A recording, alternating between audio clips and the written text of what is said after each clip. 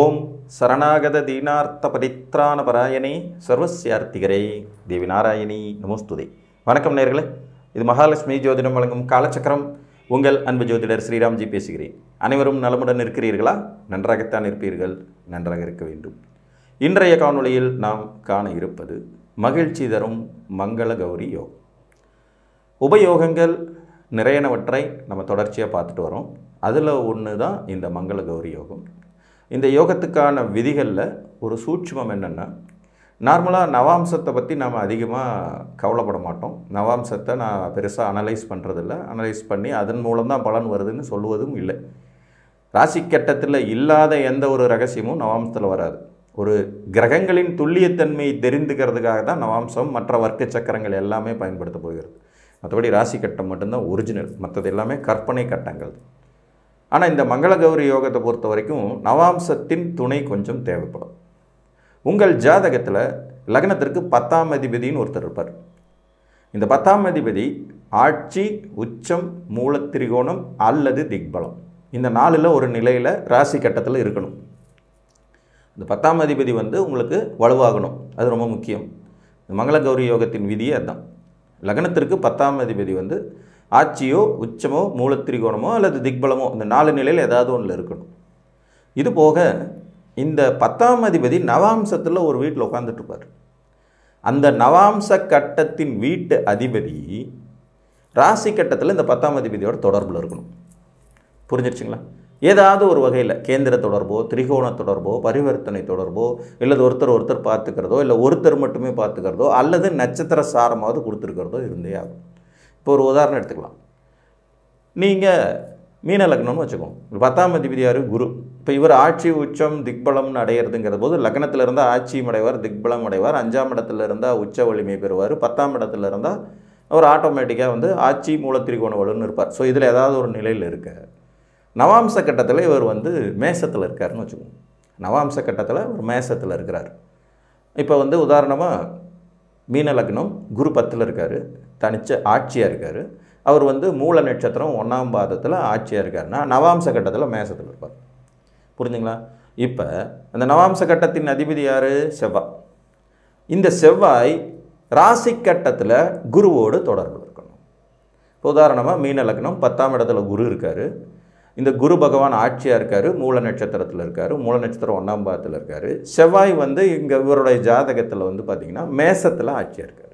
இப்போ குருவின் பார்வையில் செவ்வாய், அதாவது நவாம்ச கட்டத்தில் குரு அமர்ந்த வீட்டின் அதிபதி இங்கே ராசி கட்டத்தில் ஆட்சி பெற்று குருவினுடைய திரிகோணத்தில் அமர்ந்திருக்காரு. அதுவும் குருவோட பார்வையை வாங்கி அமர்ந்திருக்காரு. இதுதாங்க மங்கள கௌரி யோகம். புரிஞ்சிடுச்சிங்களா? இன்னொரு உதாரணம் சொல்கிறோம். இப்போ நீங்கள் கடக லக்ன ஜாதகம்னு எடுத்துக்கிட்டோம்னா உங்களுக்கு 10ஆம் அதிபதி செவ்வாய். அப்போ செவ்வாய் ஆட்சி, உச்சம், மூலத்திரிகோணம், திக்பல வலிமையில் இருக்கணும். ஒரு 10ஆம் இடத்துல இருந்தால் மூலத்திரிகோணம் மற்றும் திக்பலம்னு வந்துடுவார். விருச்சிகத்தில் இருந்தால் ஆட்சியில் வருவார். மகரத்தில் இருந்தார்னா உச்ச வலிமை அப்படிங்கிற நிலைமையில் வருவார். ஸோ இதில் ஏதாவது ஒரு கண்டிஷனில் அவர் இருக்கணும். 10ஆம் அதிபதியை வச்சு தான் மங்கள கௌரி யோகம். ஸோ 10ஆம் அதிபதி வலுத்திருக்கணும். இப்போ நவாம்சத்தில் இவர் புதனுடைய வீட்டில் இருக்கிறாருன்னு வச்சுக்கோங்க. புதனுடைய வீடான மிதுனத்திலேயோ அல்லது கன்னியிலையோ நவாம்சத்தில் விழுகிறார் அப்படின்னு வச்சுக்கலாம். இப்போ உதாரணமாக மகரத்தில் செவ்வாய் உச்சம், திருவோண நட்சத்திரம் 3ஆம் பாதத்தில் உச்சமாக இருக்கார். கடகலக்கணம் மகரத்தில் 10 கூடைய செவ்வாய் உச்சமாக இருக்கார். திருவோணம் 3ஆம் பாதத்தில். இப்போ இவர் நவாம்சத்தில் பார்த்திங்கன்னா புதனுடைய வீடான மிதுனத்தில் உட்கார்ந்துருக்கார். அப்போ அந்த வீட்டின் அதிபதியான புதன் இங்கே ராசி கட்டத்தில் செவ்வாயோட தொடர்பு கொள்ளணும். இப்போ இந்த அமைப்பில் பார்த்திங்கன்னா புதன் சிம்மத்தில் ராசி கட்டத்தில், கடக லக்னம் சிம்மத்தில் சூரியனும் புதனும் இருக்காங்க. செவ்வாய் மகரத்தில் உச்சம். இவர் தன் 8ஆம் பார்வையால் புதனை பார்த்துட்ருக்கார்.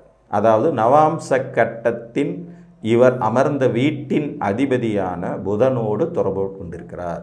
இந்த மங்கள கௌரி யோகத்தை புரிந்து கொள்வதில் சற்று சிரமம் இருக்கும். ஏன்னா நம்ம எல்லா யோகமுமே ராசி கட்ட அடிப்படையில் இது வரைக்கும் சொல்லியிருக்கோம். இது நவாம்ச கட்டத்திலிருந்து எடுக்கக்கூடிய ஒரு விஷயம். ஸோ நவாம்சத்தில் 10ஆம் அதிபதி முதல்ல 10ஆம் அதிபதி உங்கள் ஜாதகத்தில் வலுக்க வேண்டும். இது ரொம்ப முக்கியம். அதற்கு பிறகு அவர் அமர்ந்த நவாம்ச வீட்டின் அதிபதி ராசி கட்டத்தில் அவரோட தொடர்பில் இருக்கணும். இதுவும் முக்கியம். ஸோ இந்த 2 விதியும் பொருந்தி வந்தால் உங்களுக்கு மங்கள கௌரி யோகம் ஏற்படும். இன்னொரு உதாரணமும் பார்த்துருவோம். இப்போ நீங்கள் விருச்சிக லக்னம்னு வச்சுக்குவோம். இப்போ 10ஆம் அதிபதி யார்? சூரியன். இப்போ சூரியன் 10ஆம் இடத்துல இருந்தார்னா ஆட்சி மற்றும் மூலத்திரிகோணம் மற்றும் திக்பலம்னு 3 வந்துடும். இல்லை 6ஆம் இடத்துல இருந்தார்னா உச்ச வலிமையோடு இருப்பார். இப்போ இந்த 2 வலிமையும் இவருக்கு வந்து பவர்ஃபுல்லான ஒரு அமைப்பு. ஏன்னா 10ஆம் அதிபதி வலுக்கிறார் அப்படிங்கிற அடிப்படையில். இப்போ நவாம்சத்தில் வந்து சூரியன் பார்த்திங்கன்னா சனி பகவானுடைய வீட்டில் இருக்கிறாருன்னு வச்சுக்குவோம். இப்போ சனி பகவானுடைய வீட்டில் சூரியன் வர்றாரு அப்படிங்கும்போது அவர் எந்த சூழ்நிலையில் வருவார் அப்படிங்கிறதையும் நம்ம கணக்கெடுக்கணும். ஏன்னா ஆட்சி அடைகிற சிம்மத்தில் பார்த்திங்கன்னா மகம், பூரம், உத்திரம் இந்த 3 நட்சத்திரம் தான் வரும். இந்த 3 நட்சத்திரத்தினுடைய மொத்த நவாம்சமுமே பார்த்திங்கன்னா தனுசோடு முடிஞ்சு போய்டும்.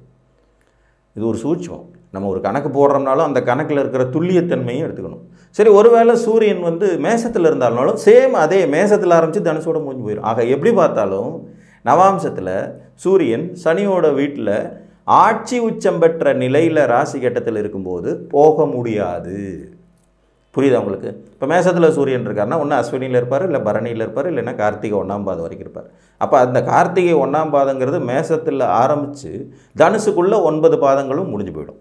அதே சேம் பேட்டர்ன் தான் சிம்மத்திலே வருங்கிறனால இவர் சனியோட வீட்டுக்கு போக முடியாது. சுக்கிரனுடைய வீட்டில் இருக்கிறாருன்னு வச்சுக்குவோம்.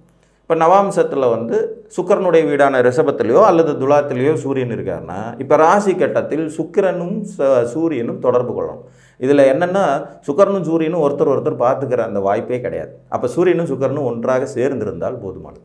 ஸோ இப்போ இந்த விதி விருச்சிக லக்னத்துக்கு 10ஆம் வீட்டில் சூரியன் ஆட்சி, கூடவே சுக்கிரன், கூடவே புதன், இது வந்து ஒரு முழுமையான மங்கள கௌரி யோகமாகும். புரிஞ்சிருச்சுங்களா? ஸோ 10ஆம் அதிபதி ராசி கட்டத்தில் ஆட்சி உச்சம் மூலத்திரிகோணம் மற்றும் திக்பலம் அடைய வேண்டும். மற்றும் நவாம்சத்தில் அவர் அமர்ந்த வீட்டின் அதிபதி ராசி கட்டத்தில் அவரோடு பார்வையின் மூலமாகவோ கேந்திரத்தின் மூலமாகவோ திரிகோணத்தின் மூலமாகவோ ஒருவரை மற்றவர் மட்டும் பார்ப்பதன் மூலமாகவோ அல்லது நட்சத்திர சாரத்தை வழங்குவதன் மூலமாகவோ தொடர்பு கொண்டிருக்க வேண்டும். இப்போ நான் முதல்ல சொன்ன அதே விருச்சிக லக்னத்துக்கே வந்துடுவோம். 10ல் சூரியனும் புதன் இருக்காங்க, சுக்கிரன் அங்கே இல்லை. இப்போ நவாம்சத்தில் வந்து சூரியன் வந்து சுக்கிரனோட வீட்டில் தான் இருக்கார். அஸ்வினி நட்சத்திரத்தில் பூர நட்சத்திரத்தில் 3ஆம் பாதத்தில் சூரியன் இருக்கார். இப்போ பூர நட்சத்திரம் 3ஆம் பாதங்கிறது நவாம்ச கட்டத்தில் துலாத்தில் வந்துடும். அப்போ துலாத்தில் இருக்கிறதுனால சுக்கிரன் தான் இங்கே தொடர்பு கொள்ளணும். ஆனால் சுக்கிரன் அன்ஃபார்ச்சுனேட்லி சிம்மத்தில் இல்லைன்னா இதுவும் தொடர்பு தான். அது எப்படின்னா அவர் சுக்கிரனுடைய நட்சத்திரத்தில் உட்கார்ந்துட்டுருக்கார்.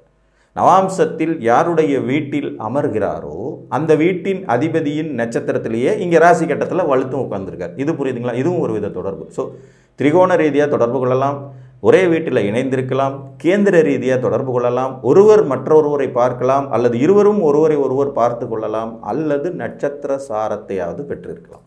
இந்த நிலைகளில் இவர் தொடர்பு கொண்டால் மங்கள கௌரி யோகம் ஏற்படும். இந்த யோகம் என்ன செய்யும்? தோன்றி புகழுடன் தோன்றுக, அக்திலில் தோன்றிலும் தோன்றாமை நன்று அப்படிங்கிற குறளுக்கேற்ப இந்த ஜாதகர்கள் புகழ் பெற்றவர்களாக வாழ்வாங்க. புகழ் பெற்ற வசதி வாய்ப்புகள், நல்ல பாரம்பரியமிக்க குடும்ப பின்புலம், நல்ல பொருளாதார வளர்ச்சி, நல்ல கல்வி, நல் ஒழுக்கம், மற்றவர்கள் பொறாமைப்படவும் அளவுக்கான வளர்ச்சி, வெற்றி, நல்ல வாரிசுகள், அவர்களும் பேரும் புகழும் பெறும் யோகிதைகள், பெரும் தனக்கட்டுக்காரர் அப்படின்னு சொல்லக்கூடிய அளவுக்குனால ஒரு முன்னேற்றம், நீண்ட ஆயுள், உடல் வலிமை, சௌகரியங்கள், மனம், திடம், உடல் பகுதி, செல்வாக்குன்னு எல்லாமே கிடைக்கக்கூடிய யோகியதை கொண்டவர்களாக இருப்பாங்க. இது ஒரு மாதிரி அந்த ஜீவனத்தை வச்சு ஒருத்தரை அறிமுகமாகிக்கிறது அப்படிங்கிற அமைப்பு. ஏன்னா 10ஆம் அதிபதி இங்கே மெயினாக கான்செப்ட் ஆகிறார் இல்லைங்களா? கர்மம்.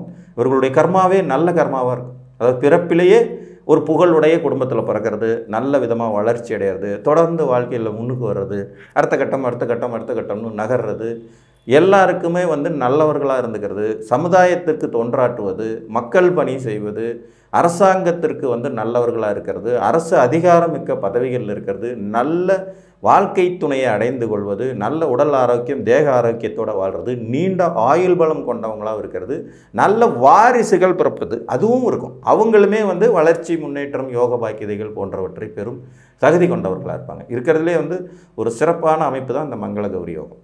ஸோ இதனுடைய சூட்சமும் ஒன்றே ஒன்று தான். லக்னத்துக்கு 10ஆம் அதிபதி வலுக்கணும். இதை பெற்றுக்கொள்ள உங்கள் லக்னாதிபதியும் வலுவாக இருக்கணும். அதுவும் ரொம்ப ரொம்ப முக்கியம் இல்லைங்களா? ஏன்னா லக்னாதிபதியே வலுக்கலைன்னா எந்த யோகம் இருந்தாலும் நமக்கு அதனால் 10 பைசா பிரயோஜனம் இருக்காது. ஸோ லக்னாதிபதி ஓரளவுக்காவது நல்ல நிலைமையில் நட்பு நிலைக்கு குறையாமல் இருக்க வேண்டியதும், லக்னத்திற்கு 10ஆம் அதிபதி ஆட்சி உச்சம் மூலத்திரிகோண திக்பல வலுவோடு இருப்பதும், இவர் அமர்ந்த நவாம்சாதிபதி இங்கே ராசி கட்டத்தில் அவரோடு ஏதேனும் ஒரு வகையில் தொடர்பு கொண்டிருப்பதும் மகிழ்ச்சியை தரும் மங்கள கௌரி யோகத்தை உங்களுக்கு வழங்கும் என்று கூறி மீண்டும் ஒரு காணொளியில் உங்களை சந்திக்கும் வரை உங்களிடமிருந்து அன்புடன் விடைபெற்றுக் கொள்வது உங்கள் அன்பு ஜோதிடர் ஸ்ரீராம்ஜி. நன்றி, வணக்கம்.